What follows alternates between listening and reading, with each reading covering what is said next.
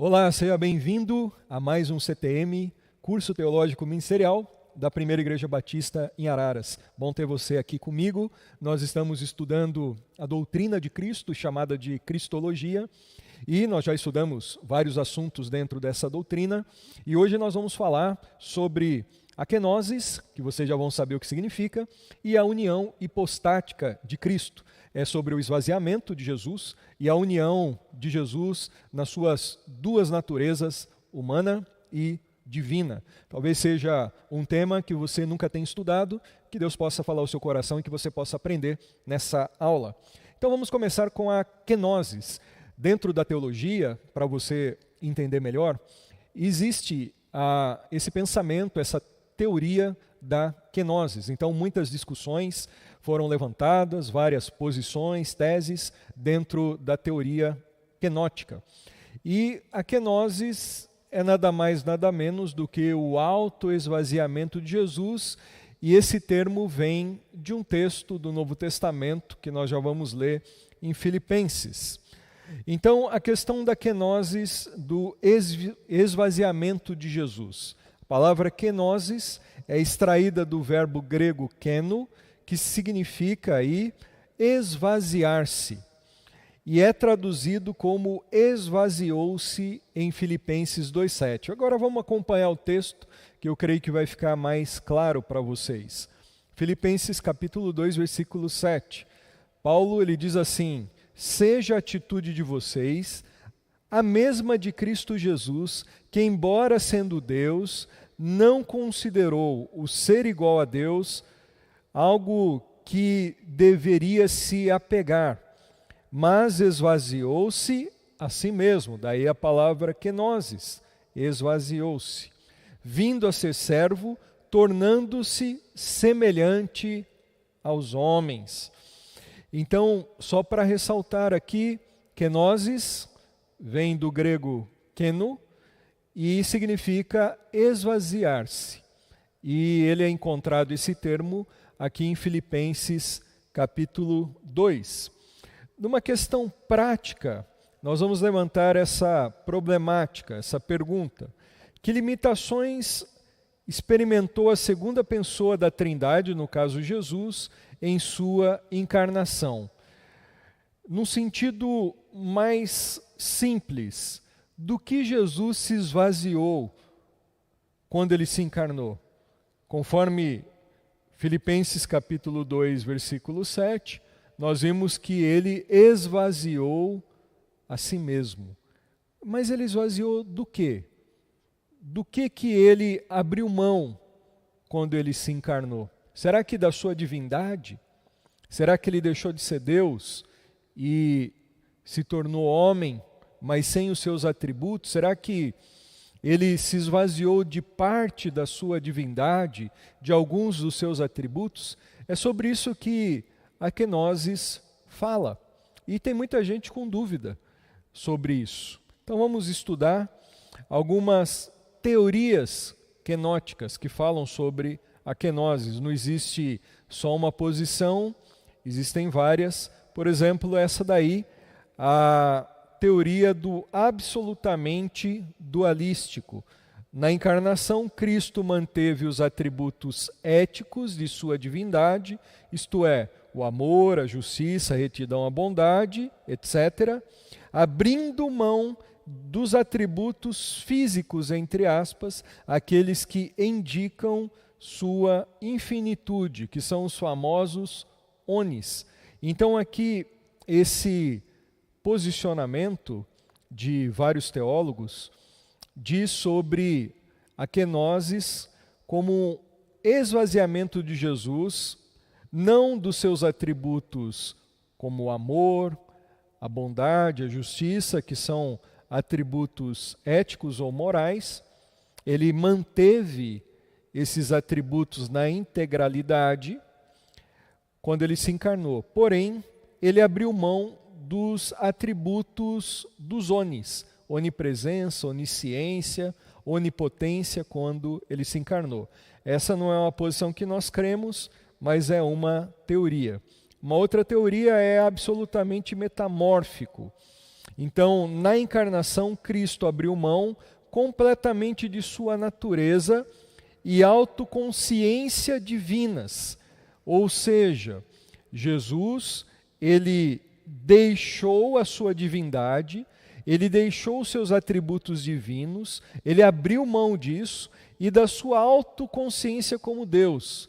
Ele não mais se percebia, ele não mais se entendia como Deus quando ele se encarnou, segundo essa teoria. Embora essa última, a autoconsciência divina, tenha sido gradativamente recuperada ao longo de sua vida, conforme diz aí essa posição, Jesus, ele ao longo da sua vida terrena, ele foi readquirindo gradativamente sua autoconsciência de que ele era Deus. Não é a posição que nós cremos. Uma outra posição que também nós não concordamos, mas ela existe e é bom você saber, é sobre o semi-metamórfico. Na encarnação, os atributos divinos foram essencialmente reduzidos para se acomodarem a um modo humano de existência e expressão. Está claro aí, ao meu ver, esse enunciado sobre essa tese.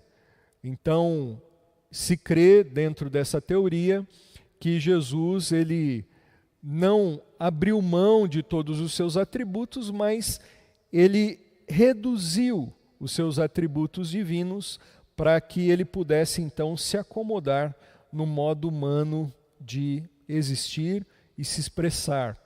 Uma outra posição, que também não concordamos, é essa daí real e relativo, ou real mais relativo. Na encarnação, o fato de Cristo ter assumido nossa humanidade relativizou seus atributos infinitos. Cristo teria sido parcialmente onisciente quando esteve na Terra. Essa teoria, ela diferentemente das outras, ela fala que quando Jesus assumiu a natureza humana, os seus atributos divinos, como a onipotência, a onisciência, dentre outros, foram relativizados. Então ele tinha esses atributos, mas parcialmente ele usava esses atributos, ou ele tinha a possibilidade de usar os seus atributos. Então ele se encarnou e de alguma forma os seus atributos divinos foram comprometidos por causa da sua encarnação. A questão da kenosis, o esvaziamento, o conceito correto de kenosis. Jesus não poderia ter aberto mão ou ter perdido qualquer dos atributos divinos que possuíra eternamente sem comprometer sua divindade, o que o tornaria incapaz de ser um salvador de dimensões universais. Sua kenosis envolveu a seguinte questão: ele abriu mão voluntária e temporariamente de sua glória e privilégios celestiais. A nossa posição é essa daqui. Jesus ele abriu mão quando ele se encarnou, não dos seus atributos divinos, como dizem as outras posições que nós vimos, ou de parte, ou completamente, abriu mão de sua natureza como Deus. Ele, na verdade, abriu mão de uma maneira espontânea, voluntária, e de uma maneira temporária do quê? Da glória dele e dos seus privilégios celestiais, da sua posição celestial, não dos seus atributos. Ele não deixou de ser Deus quando ele se encarnou. Ok? Então ele abriu mão da glória, não da onipotência, não da sua infinitude, não da sua onipresença, mas da sua glória e dos seus privilégios como Deus. João 17:5, Jesus está no final do seu ministério terreno e ele faz essa oração ao Pai, ele está prestes a ir para a cruz, e ele diz assim: e agora, Pai, glorifica-me junto a ti com a glória que eu tinha contigo antes que o mundo existisse. Jesus está se referindo à sua pré-existência, ele existia eternamente no passado, ele não foi criado, ele é o Deus eterno, e aqui ele está dizendo: Pai, me glorifica, devolva a mim aquela glória que eu tinha contigo antes. Ele se encarnou, ele abriu mão dessa glória, ele deixou a glória, os seus privilégios celestiais, se fazendo homem, se fazendo servo. Segundo aos Coríntios 8:9, Paulo, ele replica o mesmo conceito do apóstolo João. Pois vocês conhecem a graça de nosso Senhor Jesus Cristo, que, sendo rico, se fez pobre por amor a vocês, para que por meio de sua pobreza vocês se tornassem ricos. Notem, Jesus, sendo rico, Deus eterno, gozando de seus privilégios celestiais, ele abre mão disso e se faz pobre. Aí é uma expressão da sua encarnação. Ele se faz ser humano. E não só ser humano, ele se encarna e se faz servo. Ele não tinha, por exemplo, onde nascer, ele não tinha onde reclinar a cabeça, diz a Bíblia Sagrada. Ele então abre mão da sua glória, dos seus privilégios divinos, e ele se faz homem. Agora, ele não deixou de ser Deus, não abriu mão dos seus atributos.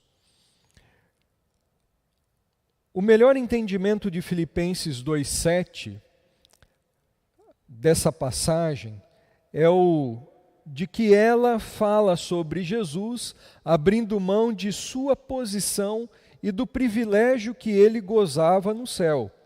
Ele não considerou que o ser igual a Deus era algo a que deveria se apegar, ou se apegou às suas próprias vantagens, mas esvaziou-se a si mesmo, ou humilhou-se a si mesmo por amor a nós e veio viver como homem, conforme aí esse conceito explanado por Wayne Grudem.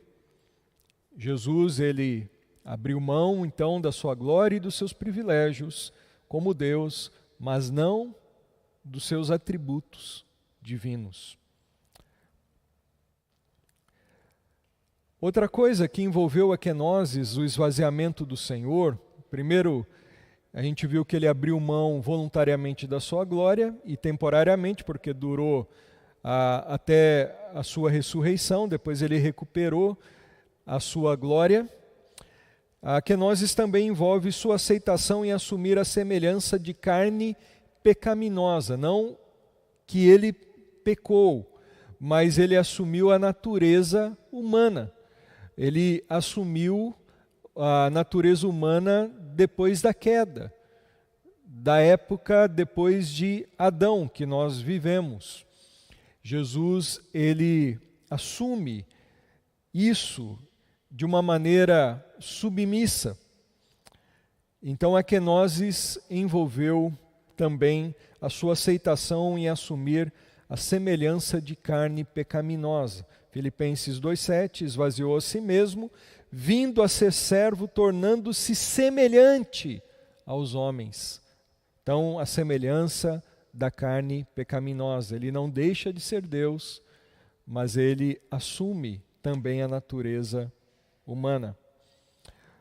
A kenosis envolveu outra coisa aí, o não uso voluntário de certos atributos em determinados períodos de sua missão terrena. Fica notório isso em vários textos do Novo Testamento, dos Evangelhos, que em alguns momentos, não que ele não tinha poder para fazer, ou não que ele não tinha onisciência para saber sobre determinados fatos, porém ele abre mão voluntariamente, em alguns momentos do seu ministério terreno, de fazer uso desses atributos e agir simplesmente com a sua natureza humana, a pessoa de Cristo, agindo, abrindo mão de certos atributos em determinados momentos e agindo com a sua expressão humana. Creio que ficou claro para você o que foi o esvaziamento de Cristo, a kenosis, do que ele se esvaziou, não da sua divindade, mas da sua glória. Ele se fez carne como nós, ser humano, e ele abriu mão em alguns momentos de fazer uso de certos atributos, não que ele não tivesse, mas de usar, ele abriu mão em alguns momentos. Agora vamos falar um pouquinho sobre a união hipostática de Cristo, ou seja, a união das duas naturezas da pessoa de Cristo. Então vamos lá, definindo união hipostática, é um termo teológico, um termo de doutrina bíblica, cristológica. O termo grego hipostasis significa pessoa.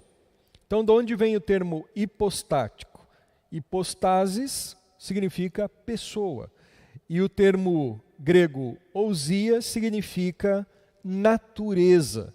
União hipostática é a união das naturezas, ousia, divina e humana, em uma só pessoa, aí no caso hipostasis, pessoa, no caso logos em sua encarnação, Cristo em sua encarnação.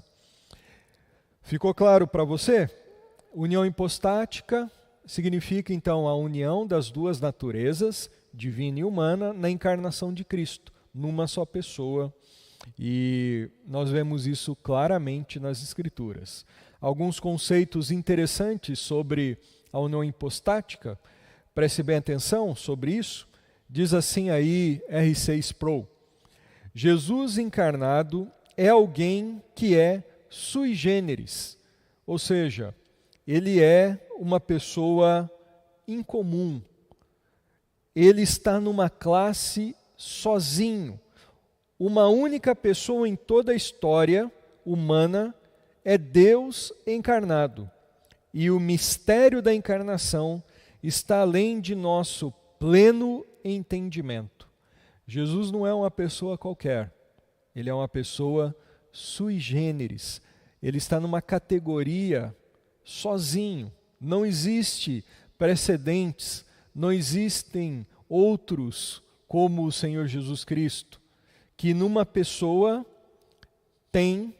possui duas naturezas, humana e divina. Isso é um mistério para nós acerca da pessoa de Cristo. Está longe de nós podermos compreender racionalmente. Na Trindade temos três pessoas numa única natureza. Nós já estudamos sobre a Santíssima Trindade. Se você tem dúvidas sobre a Trindade, procure o nosso vídeo no YouTube especificamente sobre a Santíssima Trindade. Nós vimos que a Trindade significa três pessoas numa única essência, três pessoas distintas que subsistem numa única natureza divina. Agora, olha só, na pessoa do Cristo encarnado, temos uma pessoa com duas naturezas, divina e humana. Na Trindade temos três pessoas em uma natureza. Na pessoa de Cristo, nós temos uma pessoa e duas naturezas, a divina e a humana. Cristo é a única pessoa com duas naturezas, vera homo, vera Deus, que significa verdadeiramente homem, verdadeiramente Deus, 100% homem, 100% Deus. Cristo tem uma natureza humana verdadeira, ele não era parcialmente humano, quase humano, ele era verdadeiramente ser humano e uma natureza divina verdadeira. Não era 50% Deus, 60%, com alguns atributos divinos. Não, plenamente Deus. Essas duas naturezas estão perfeitamente unidas numa única pessoa. A natureza humana é sempre humana, sujeita às limitações normais da humanidade. quais são as suas limitações físicas como ser humano? É difícil acreditar, mas na pessoa de Cristo, ele tinha essa natureza e também limitações, como eu e você. E a natureza divina é sempre divina, desde sempre, Deus. Por exemplo, a mente divina não perde sua onisciência na encarnação. A mente divina sabe tudo, embora a mente humana não o saiba. Você, como ser humano que é, você não sabe tudo. Sua razão, seu poder de mente é limitado. Jesus experimentou isso na sua natureza humana. Ao mesmo tempo, na sua natureza divina, ele é onisciente e sempre soube de tudo. Ainda falando sobre bases bíblicas da união hipostática, percebam aí em João, texto clássico, João 1. No princípio era aquele que é a palavra, o verbo, o logos, que é Jesus. Ele estava com Deus e era Deus. Ele estava com Deus no princípio. Olha só agora o versículo 14.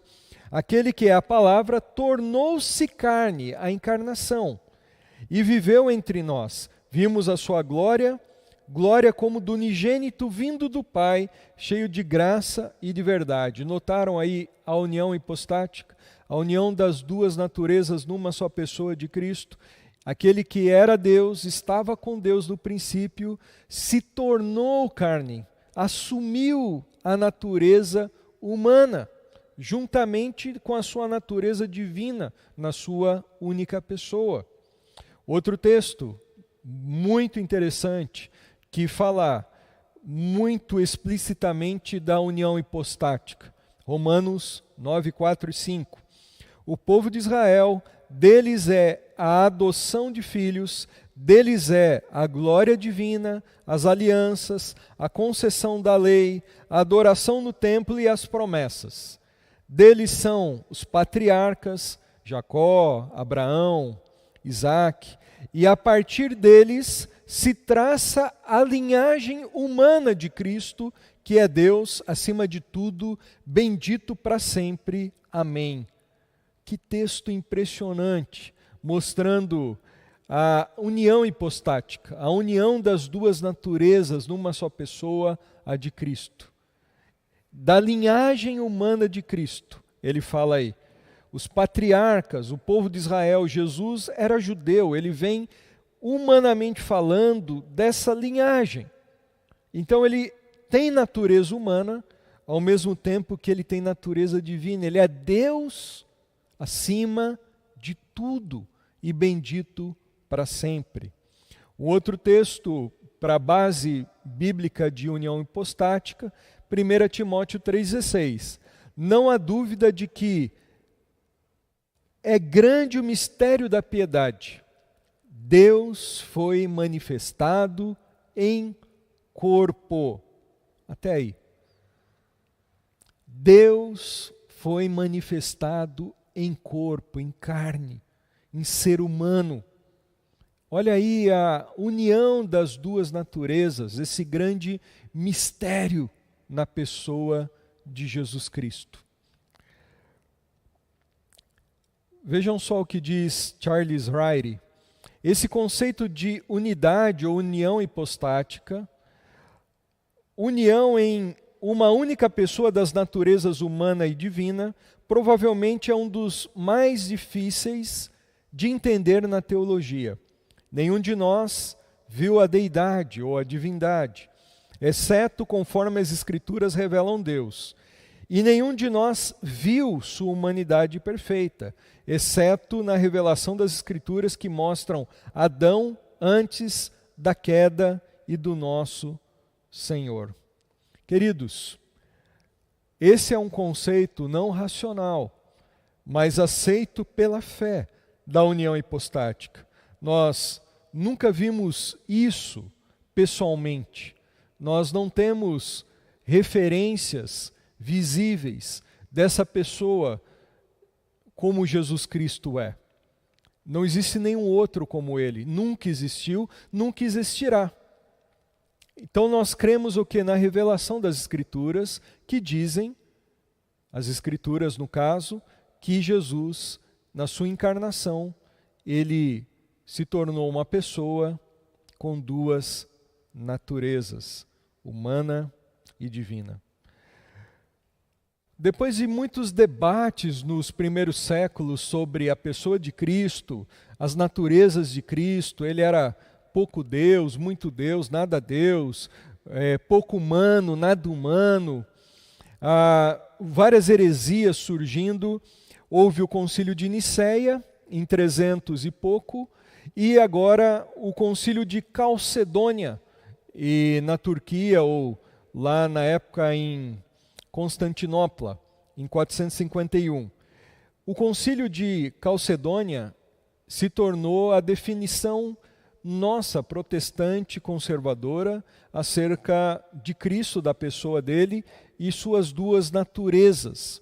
Olha só o que diz: todos nós, seguindo aos santos pais, perfeitamente unânimes, ensinamos que se deve confessar um só e mesmo Filho, nosso Senhor Jesus Cristo, perfeito quanto à divindade, perfeito quanto à humanidade, verdadeiro Deus e verdadeiro homem, constando de alma racional e de corpo consubstancial, coessencial ao Pai, segundo a divindade, e consubstancial a nós, segundo a humanidade. Em todas as coisas semelhantes a nós, excetuando o pecado, gerado segundo a divindade antes dos séculos pelo Pai e, nesses últimos dias, por nós e para a nossa salvação. Foi gerado da Virgem Maria, Mãe de Deus, segundo a humanidade, um só e mesmo Cristo, Filho, Senhor unigênito, que se deve confessar em duas naturezas, inconfundíveis, imutáveis, inseparáveis, indivisíveis. A distinção das naturezas de modo algum é anulada pela união. Pelo contrário, as propriedades de cada natureza permanecem intactas, concorrendo para formar uma só pessoa e subsistência, não dividido ou separado em duas pessoas, mas um só e mesmo Filho unigênito, Deus Verbo, Jesus Cristo Senhor, conforme os profetas outrora a seu respeito testemunharam, e o mesmo Jesus Cristo nos ensinou, e o credo dos santos pais nos transmitiu, contra a visão de Apolinário, de que Cristo não tinha uma mente ou uma alma humana. Temos a declaração de que ele era verdadeiro homem, constando de alma e de corpo, consubstancial a nós, segundo a humanidade, em todas as coisas semelhantes a nós. Notem aí esse credo, a palavra credo significa eu creio, essa confissão de fé, ela é aquela que nós cremos acerca de Jesus e da união das suas naturezas. Agora nós vamos ver um pouquinho de mais detalhes sobre a união hipostática, essa união das duas naturezas numa só pessoa, considerando inclusive essa confissão de Calcedônia. O credo de Calcedônia declara que as duas naturezas estavam unidas, sendo inconfundíveis, imutáveis, indivisíveis e inseparáveis. Isso significa que todos os atributos da divindade ou deidade, e que aqueles que mostravam sua perfeita humanidade desde sua encarnação eram mantidos em Jesus Cristo durante o tempo todo. Não houve um momento em que ele deixou de ser Deus, não houve um momento que ele deixou de ser humano. Ele sempre, na sua encarnação, até hoje, 100% Deus, 100% homem. Não há mistura dos atributos humanos e divinos, como ensinavam os discípulos de Eutico, nem mudança de alguma forma, como ensinava Apolinário, sem divisão entre elas, as duas naturezas, humana e divina, e inseparáveis para que existam duas pessoas, como ensinavam os nestorianos, os discípulos de Nestório, que são heresias que nós já estudamos na primeira aula de Cristologia, você pode entrar lá depois para você entender um pouco melhor sobre essas posições a respeito da pessoa de Cristo e suas duas naturezas. Ora, um dizia que Jesus, o corpo dele não tinha alma, não tinha mente, então isso diz que Jesus não era 100% homem. Outros colocavam Jesus tendo um corpo só como se fosse uma cápsula, um veículo para a divindade habitar, sem alma, sem pensar, sem emoções humanas, enfim, ele não era então verdadeiramente homem. E outros que criam numa mistura das duas naturezas, formando uma nova natureza de Jesus Cristo. E não é isso que a Bíblia ensina. A ortodoxia diz que Jesus possuía duas naturezas que formavam uma única pessoa ou uma hipostase eterna, ou seja, uma pessoa eterna. É correto caracterizar Cristo como uma pessoa teontrópica, mas não se deve falar de natureza teontrópica, pois isso misturaria os atributos humanos e divinos. O que é teontrópico? Theos, Deus, antropos, homem. Jesus é uma pessoa teontrópica, pessoa. Ele é Deus e homem, com duas naturezas, divina e humana. Mas ele não é aquele que tem natureza teontrópica. Ele tem duas naturezas, uma humana e uma divina. E nós vemos isso aí nesse pensamento, nesse conceito aí de Charis Hairi. E vai ficando mais claro conforme a gente avança aqui no nosso estudo e vamos conceituando melhor, dando alguns exemplos que daqui a pouco nós vamos passar para vocês. Isso simplesmente significa que os atributos das duas naturezas pertencem a uma só pessoa, sem misturar as naturezas ou dividir a pessoa. Em termos práticos, isso dá base para ver Jesus como alguém fraco, mesmo sendo onipotente, ignorante, mesmo sendo onisciente, sabendo todas as coisas, limitado, mesmo sendo infinito. Uma pessoa em duas naturezas, humana e divina. Os atributos não podem ser transferidos de uma natureza para outra. A natureza divina não pode ser transferida para a humana, nem atributos humanos para a divina, porque senão descaracteriza, deixa de ser natureza divina e deixa de ser natureza humana. Elas se mantêm integrais, humanamente falando e divinamente falando. Fazer isso, transferir de uma natureza para outra atributos, fazer isso mudaria o conjunto dos atributos e, portanto, a sua própria natureza. Se a infinitude pode ser transferida para a humanidade, então a deidade ou divindade perde sua infinitude e não é mais divindade total. No entanto, os atributos de ambas as naturezas devem ser expressos por intermédio de uma pessoa. Logo, a pessoa pode ser vista como alguém que transfere as expressões de uma ou de outra natureza, apesar de os atributos precisarem continuar sendo parte da natureza a que lhes pertencem. Jesus, então, ele é uma pessoa, só uma pessoa, não conforme dizem outras posições do passado que ele era duas pessoas, humana e divina. Não, ele é uma pessoa com naturezas, no caso humana e a divina. Ele, nessa única pessoa, ele consegue, ele expressa, ele transfere expressões de uma das suas naturezas, humana ou divina.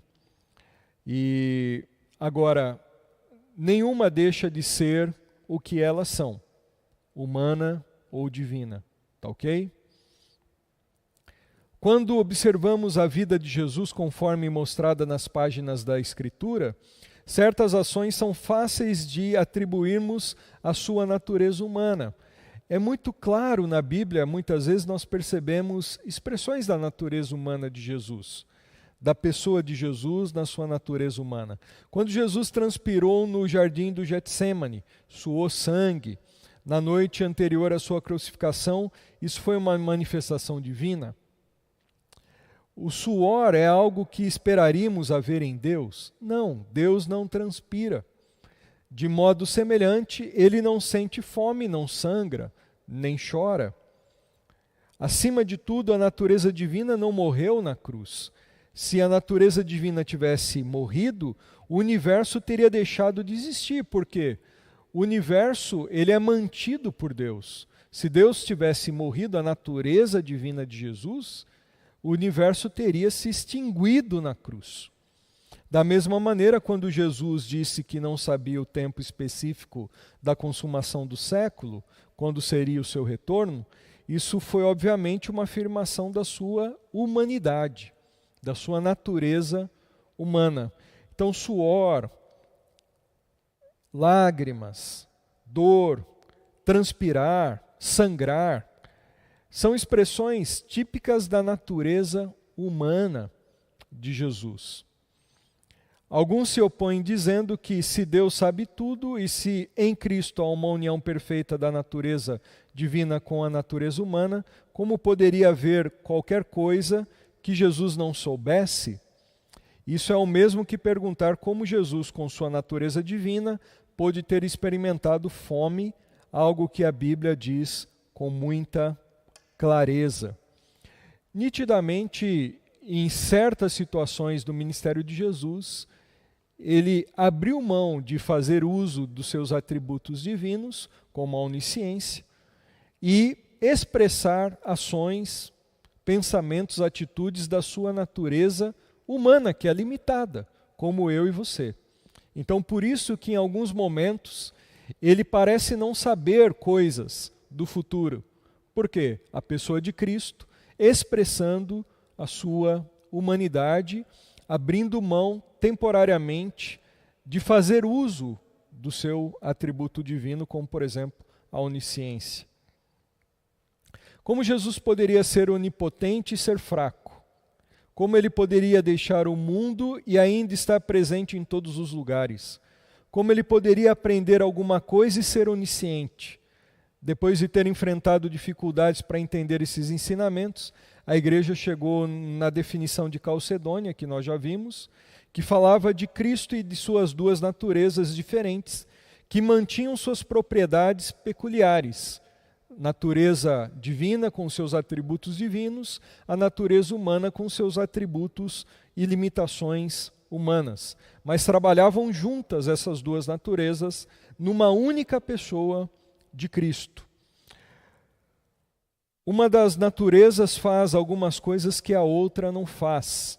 Então vamos ver isso aí. Se estamos dispostos a afirmar a declaração de Calcedônia, de que as propriedades de cada natureza permanecem intactas na pessoa de Cristo, é necessário distinguir entre ações realizadas pela natureza humana, sem a atuação da natureza divina, e as da natureza divina sem a participação da natureza humana. Por exemplo, quando se fala da natureza humana de Jesus, podemos dizer que ele ascendeu ao céu e não se encontra mais nesse mundo, conforme os textos aí que aparecem na tela, João, Atos. Mas quanto à sua natureza divina, podemos dizer que Jesus está presente em todo lugar. Textos dizem, por exemplo, onde se reunirem 2 ou 3 em meu nome, eu estou ali no meio deles. Eu estarei sempre com vocês até o fim dos séculos, diz Mateus 28. Se alguém me ama, guardará minha palavra, eu e meu Pai o amaremos e viremos a ele e faremos nele morada. João 14, 23. Portanto, podemos dizer que as duas afirmações estão certas sobre a pessoa de Cristo. Ele voltou ao céu, mas também está presente conosco. É o mistério da pessoa de Cristo, depois da sua encarnação. Ele assumiu a natureza humana, então uma única pessoa com duas naturezas. Ao mesmo tempo, ele está à direita do Pai, ele subiu aos céus. Existe um homem à direita do Pai, que é Cristo. Ao mesmo tempo, a Bíblia fala que ele é Deus, a sua natureza divina. Na sua divindade, na sua natureza divina, ele está aqui, está aí com você. Ao mesmo tempo que ele está lá com o Pai na sua humanidade, à direita do Pai. De modo parecido, podemos dizer que Jesus tinha cerca de 30 anos, lá em Lucas 3:23, quanto à sua natureza humana. Mas sabemos que ele existiu eternamente, segundo a sua natureza divina. Em sua natureza humana, Jesus se sentia fraco, se sentia cansado, mas na sua natureza divina, ele era onipotente, poderoso, capaz de fazer o impossível. Particularmente impressionante é a cena do Mar da Galileia, quando Jesus estava dormindo na popa do barco, provavelmente por estar muito cansado. A Bíblia fala sobre isso. Mas levantou do sono e acalmou o vento com uma palavra. Notem aí esse paradoxo e as duas naturezas numa única pessoa. Cansado, então isso é uma expressão da sua natureza humana, dormindo no barco. Ao mesmo tempo ele se levanta e ele dá uma palavra e o mar se acalma e o vento. Então, expressão da sua natureza divina. Nessa passagem, a natureza humana fraca escondeu completamente a onipotência até que ela irrompeu em uma palavra soberana daquele que é Senhor do céu e da terra. Semelhantemente, podemos entender que em sua natureza humana, Jesus morreu, homem morre, e Jesus assumiu humanidade depois de Adão, quando a morte entrou no mundo. Mas com relação à sua natureza divina, ele ressuscitou dentre os mortos, conforme as Escrituras dizem, que ele ressuscitou a si mesmo, ele tem poder de dar a sua vida e tornar a tomá-la, porque ele é Deus.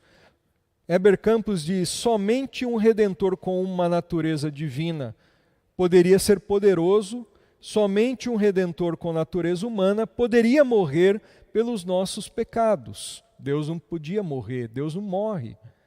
Somente um Redentor com natureza divina e humana poderia ressuscitar dentre os mortos. Por causa da sua humanidade, ele morreu. Por causa da sua divindade, ele ressuscitou. Uma outra questão aí de Wayne Grudem, a distinção entre a natureza humana e a natureza divina de Jesus também nos ajuda a entender as tentações que ele sofreu. Quanto à sua natureza humana, ele foi tentado de todos os modos como nós, mas sem pecado. Você é tentado em muitas formas, em muitas áreas. Jesus, na sua natureza humana, foi tentado, mas ele não pecou jamais. Nós vamos falar numa próxima aula sobre a impecabilidade de Jesus. Ele sofreu tentabilidade, ele foi tentado, era possível ser tentado, porém não era possível que ele pecasse. Agora, a tentação vem a homens. No entanto, com relação à sua divindade, ele não sofreu tentação, porque Deus não pode ser tentado pelo mal, conforme Tiago capítulo 1, versículo 13. Tudo que uma das naturezas faz, a pessoa de Cristo faz. É difícil, meus irmãos, a gente ficar falando agora Jesus como homem, agora Jesus como Deus. Não.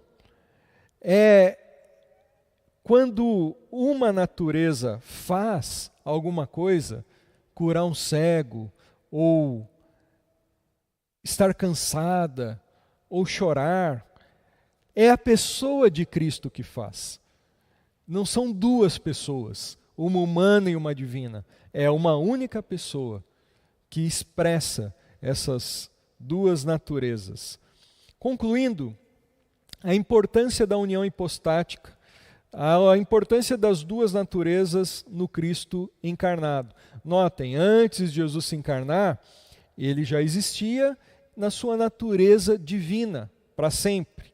Depois da sua encarnação, a pessoa dele recebe mais uma natureza, a natureza humana numa única pessoa, divina e humana.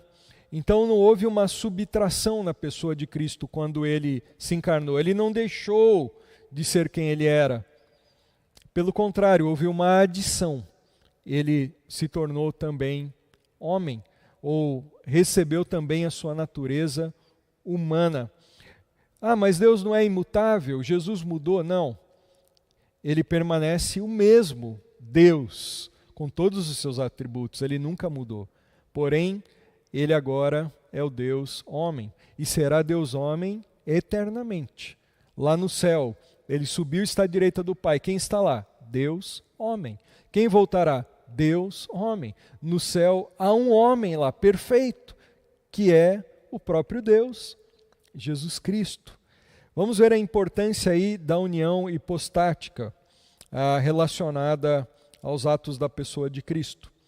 Sua morte vicária ou sua morte substitutiva dependia de sua plena humanidade para ser um substituto legítimo. Irmãos, quem que pecou? Foi eu e você, o homem. Então precisava de um homem perfeito para ser um substituto pelos nossos pecados. E de sua divindade para que fosse um sacrifício suficiente para toda a humanidade. Só Deus poderia ser um sacrifício suficiente, perfeito, poderoso para nos salvar. Só Jesus poderia suportar a ira de Deus na cruz, sendo Deus. Homem algum suportaria aquilo e aplicaria poderosamente a sua obra salvadora na nossa vida. Seu atual ofício sacerdotal depende de ser plenamente humano, identificando-se conosco. Hebreus 4,15 fala sobre isso. Na aula passada nós já falamos sobre Jesus como sumo sacerdote. Ele tinha que ser humano para poder viver as nossas dores, os nossos dramas e interceder por nós lá no céu.